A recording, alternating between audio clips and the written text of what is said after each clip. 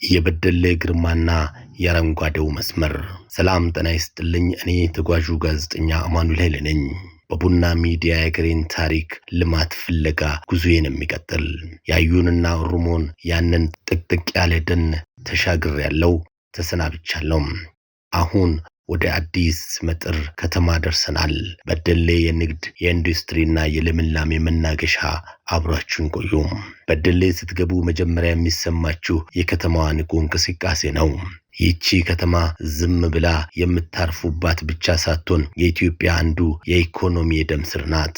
ስሟን ስንጠራ መጀመሪያ አእምሮአችን ላይ የሚመጣው ያ ግዙፉና ታሪካዊ የበደሌ ቢራ ፋብሪካ ነው። ይህ ፋብሪካ ለብዙ ዘመናት ለከተማዋ እድገትና ለብዙ ሺህ ወጣቶች የሥራ ዕድል የፈጠረ የኢንዱስትሪ አምባ ነው። በደሌ የንግድ መገናኛ በመሆኗ ከጋምቤላ ወደ መሃል ሀገር ከመቱ ወደ ጅማ የሚደረጉ ጉዞዎችን ሁሉ እዚህ ጋር ትንፋሽ ይዘራሉ። ከተማዋ በንግድ ደምቃለች። ሆቴሎቿ በእንግዳ ተቀባይነት ተሞልቷል። የበደሌ ውበት ግን በህንፃዎቿና በፋብሪካዎቿ ብቻ አያበቃም። የአየሩ ጸባይ ልዩ ነው። ደጋም ቆላም ያልሆነ ነፍስን የሚያድስ መካከለኛ አየር አላት። በዙሪያዋ ያሉት ሰፊ የእርሻ መሬቶችና የደን ክልሎች ከተማዋን አረንጓዴ አልብሷታል። እዚህ ጋር ቆሜ ሳስተውል የገበሬው ትጋት በየቦታ ይታያል። እኔ ተጓዡ ጋዜጠኛ አማኑኤል ኃይሌ ይህንን የታታሪዎች ከተማ እያየው በአገሬ ልጆች ስራ ወዳድነት ይበልጥ ይኮራለሁ። በበደሌ ቆይታ የታዘብኩት ሌላው ነገር የህዝቧ ጨዋነት ነው። እንግዳ አክባሪው ስራ ወዳድና ቅን ህዝብ አላት። በከተማዋ መሃል ቆሜ ካነጋገርኳቸው ወጣቶች የተረዳሁት አንድ ነገር ቢኖር በደሌ ለነገ ትልቅ ህልም ያላት ከተማ መሆኗን ነው። አሁን ግን በደሌን ልንሰናበት ነው። አረንጓዴው ምንጣፍ ገና አላበቃም። ጉዞአችንን በቡና ሚዲያ መከታተላችሁን ቀጥሉ።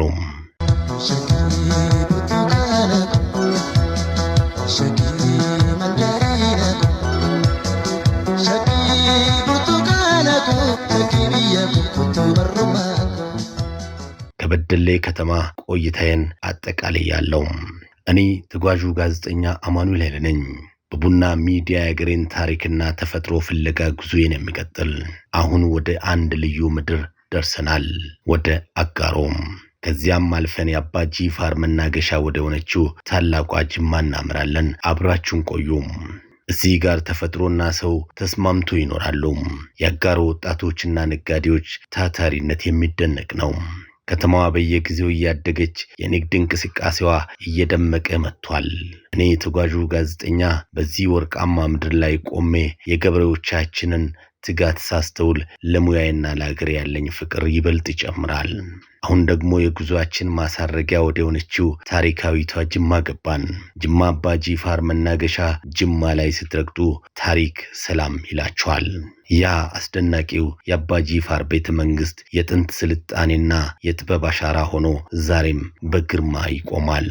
ጅማ በልምላሜ ያጌጠች፣ በታሪክ የታሸገችና በሰው ደግነት የታወቀች ከተማ ናት። እዚህ ጋር ደጋጎቹ መኖሪያ የሚለው ስያሜ ትርጉም ያገኛል።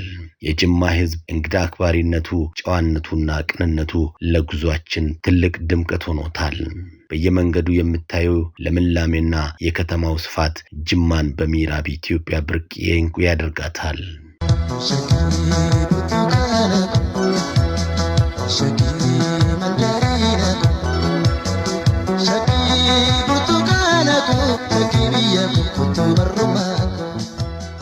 አሁን ደግሞ ወደ መዲናችን አዲስ አበባ የምናደርገው የመልስ ጉዞ ተጀምሯል። በየመንገዳችን ላይ የሚጠብቁን አስደናቂ እይታዎች አሉ። አብራችሁን ቆዩ። ጅማን በናፍቆት ተሰናብተን ወደ አሰንዳቦ አቀናን። አሰንዳቦ ስትባሉ መጀመሪያ አእምሯችሁ ላይ የሚመጣው ያ ግዙፉ የግቤ የኃይል ማመንጫ ግድብ ነው። ውሃው እንደ ባህር ተኝቶ ተራራዎቹን ተንተርሶ ስታዩት የተፈጥሮና የሰው ልጅ ጥበብ ተጋብቶ ታገኟቸዋላችሁ። ያሰንዳቦ ልምላሜና የግቤ ግድብ ግርማ ለጉዟችን ልዩ ትርጉም ሰጥቶታል። እዚህ ጋር ቆሜ ሳስተውል ሀገራችን በውስጡ የያዘችው የሀብት ክምችትና የተስፋ ብርሃን ይበልጥ ይታየኛል። ጉዟችን ቀጥሏል። አሁን የሶኮሩን ውበት አልፈን ወደ ታዋቂው የግቤ በረሃ ወረድን።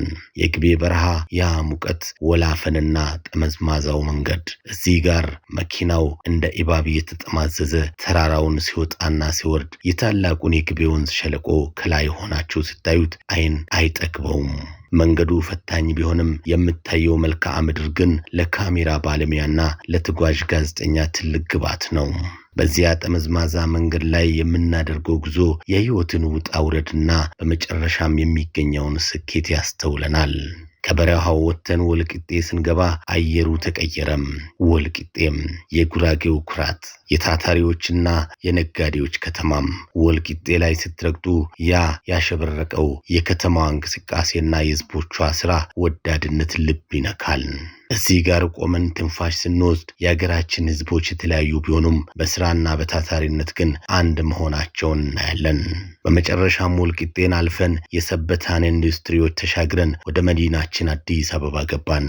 ከባሮ ዳርቻ እስከ አባጂ ፋር መናገሻ፣ ከጎሬ ቀዝቃዛ እስከ ግቤ በረሃው ሙቀት የነበረው ጉዞ እዚህ ላይ አበቃም።